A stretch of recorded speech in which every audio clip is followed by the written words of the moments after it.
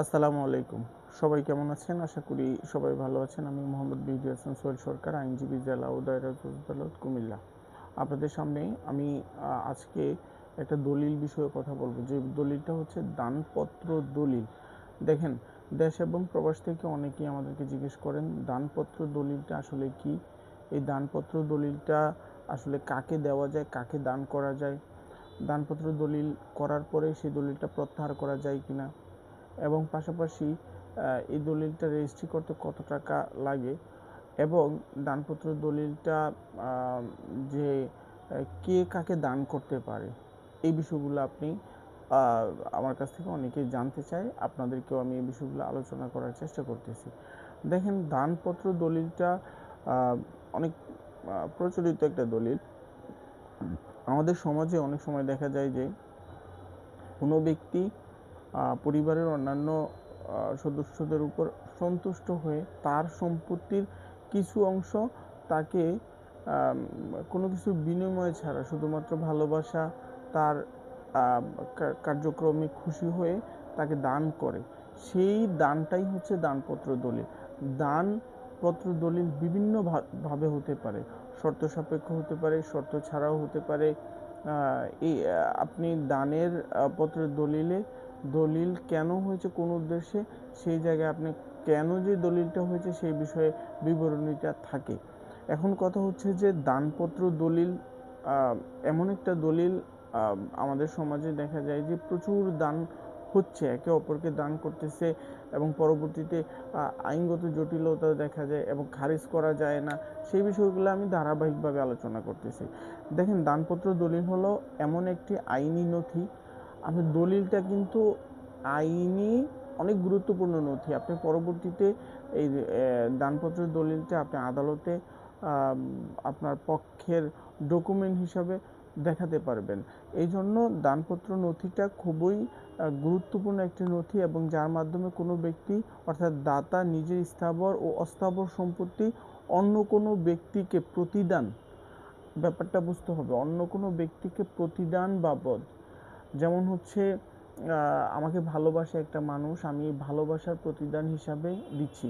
অথবা আমি একজন বৃদ্ধ মানুষ, আমাকে সেবা শুশ্রূষা করতেছে, আমাকে আমাকে ভালোবাসে আমার সন্তান, একটা সন্তান আমাকে অনেক বেশি ভালোবাসে, সেই কারণে আমি তাকে ভালোবাসার প্রতিদান বাবদ আমি তাকে সম্পত্তি দিতেছি। এখন কথা হচ্ছে মূল্য গ্রহণ ছাড়াই, প্রতিদান বাবদ আবার মূল্য গ্রহণ ছাড়াই, স্বেচ্ছায়, বিনা প্ররোচনায়, স্বেচ্ছায় এবং বিনা প্ররোচনায় অন্য কোনো ব্যক্তিকে, অর্থাৎ গ্রহীতাকে হস্তান্তর করা।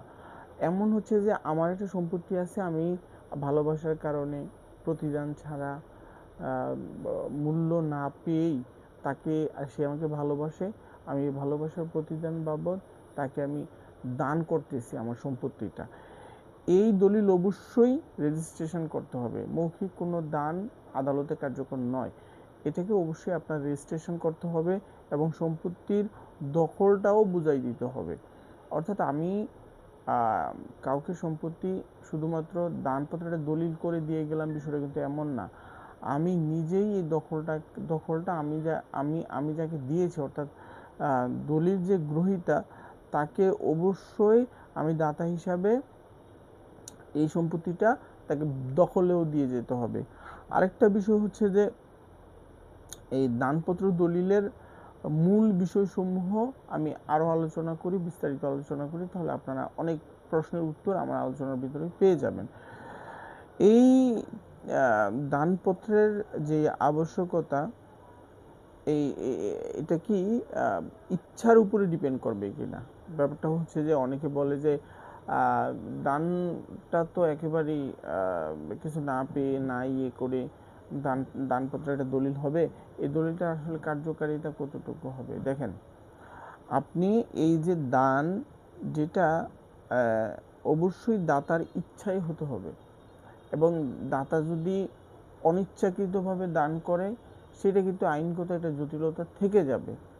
এবং কোন কারণে দাতা এই দলিলটা দিতেছে, গ্রহীতাকে দলিলটা দিতেছে, কোনো ধরনের চাপ আছে কি না, সম্পত্তি গ্রহীতাকে সম্পত্তি গ্রহণ করতে হবে, দিতে হবে, বা অন্যান্য বিষয়গুলো কোনো ধরনের চাপ আছে কিনা, কোনো খারাপ কোনো দৃষ্টিভঙ্গি এই দানে আছে কিনা, অত ভিন্ন উদ্দেশ্য আছে কিনা, সেই বিষয়টা কিন্তু অবশ্যই দানপত্র দলিলের পূর্বে এবং দলিল করার সময় দলিলের যেই হস্তান্তরের উদ্দেশ্য সেই জায়গায় বিবরণীটা অবশ্যই দিতে হবে। আরেকটা বিষয় হচ্ছে যে রেজিস্ট্রেশন। দেখেন, আপনি দলিলটা তো দানপত্রের দলিল হবে, এইটা শুধুমাত্র স্ট্যাম্পে লেখালেখির মাধ্যমে কিন্তু এই দলিলটা কার্যকর হবে না। এই দলিলটা অবশ্যই আপনাকে কার্যকর করার জন্য আপনি দলিলটা রেজিস্ট্রেশনটা করা বাধ্যতামূলক এবং দলিলটা রেজিস্ট্রি করতে হবে। এখন হেবা বা মুসলিম আইন অনুযায়ী দেখেন, আমি কিন্তু দানপত্র দলিল নিয়ে আলোচনা করতেছি, এটা মুসলিম আইনে এটাকে বলা হয় হেবা। হেবা এই মুসলিম আইনে অনেকে বলে হেবা দলিল। আসলে আমরা যারা মুসলমান আছি তাদের বিষয়ে এই হেবা দলিলটা ব্যবহৃত হবে, কিন্তু সর্বজনীন এই হিন্দু, মুসলমান, বৌদ্ধ, খ্রিস্টান সবার জন্য আমরা দানপত্র দলিল হিসেবে বোঝার চেষ্টা করি। হেবা মুসলমান যা দান করবে সেটা হবে হেবা। এখন কথা হচ্ছে যে মুসলিম আইনে একে হেবা বলা হয়, এই মুসলিম আইনে দানপত্র দলিলটাকে হেবা বলা হয়। এবং তবে নিকট আত্মীয়দের মধ্যে, অর্থাৎ দেখেন এই হেবাটা কার কার মধ্যে করা যায়, যেমন হচ্ছে স্বামী তার স্ত্রীকে দিতে পারবে, সন্তান পিতামাতা ভাই বোনকে, এবং দাদা নাতিকে, এই নিকট আত্মীয় যারা আছে অর্থাৎ একই বংশের খুব কাছাকাছি সম্পর্ক, তারা একে অপরকে হেবা দলিলটা দিতে পারবে। এবং হেবা দলিলের ফি কম পক্ষে হেবা দলিলের ফি সর্বনিম্ন হেবা দলিলের ফি হচ্ছে 100 টাকা, এবং রক্তের সম্পর্কের বাহিরে বা সাধারণ দানপত্রের ক্ষেত্রে রেজিস্ট্রেশন ফি অন্যান্য দলিলের মতো। বিষয়টা বুঝতে হবে যে আপনি দানপত্র দলিলটা করবেন যখন আপনার দানপত্র দলিল যেটা হবে এটা আপনার স্বামী স্ত্রী সন্তান ভাই বোন পিতামাতা এমন সম্পর্কের হবে, তখন মাত্র রেজিস্ট্রেশন ফিটা কিন্তু 100 টাকা থাকবে। মজার বিষয়টা কেমন মজার না? যেমন আত্মীয় স্বজন বা নিকট মানুষের ভিতরে দানপত্র দলিলটা করলে রেজিস্ট্রেশন ফিটা মাত্র 100 টাকা। এবং আপনি ধরেন দূরবর্তী কাউকে দান করবেন, এখন দূরবর্তী দান করলে আবার রেজিস্ট্রেশন ফিটা অন্যান্য সেই যে রেজিস্ট্রেশন ফি, সেই রেজিস্ট্রেশন ফিটাই কিন্তু নির্ধারিত হবে বা দিতে হবে। এখন কথা হচ্ছে অন্যান্য রেজিস্ট্রি ফি কত। অন্যান্য দলিল করার ক্ষেত্রে যে রেজিস্ট্রি ফি আদালতে সাব রেজিস্ট্রি অফিসে বা সরকারি খাতে জমা দেওয়া লাগে, ঠিক একই দানপত্রের ক্ষেত্রে দূরবর্তী আত্মীয়স্বজনের যদি আপনি দূরবর্তী কাউকে যদি আপনি দান করেন, তখন আপনার রেজিস্ট্রি ফিটা একই রেজিস্ট্রি ফি দিতে হবে। শুধু নিকট আত্মীয় হলে 100 টাকা রেজিস্ট্রি ফি দিলেই হবে। এখন দলিল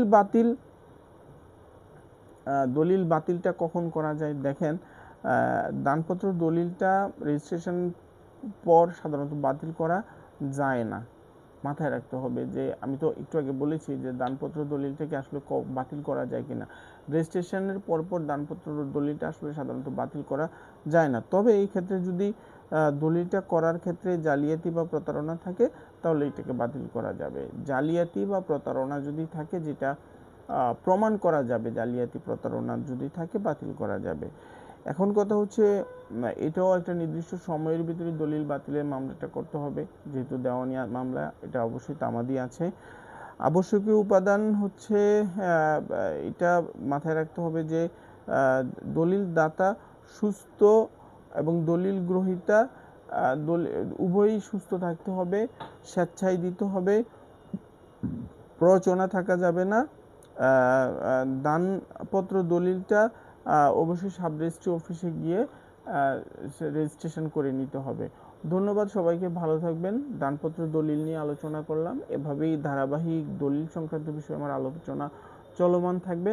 আপনাদের যদি এইসব বিষয়ে আরও জানতে ইচ্ছা করে আমার ফোন নাম্বারে কল দিবেন, ফোন নাম্বারটা দেওয়া থাকবে।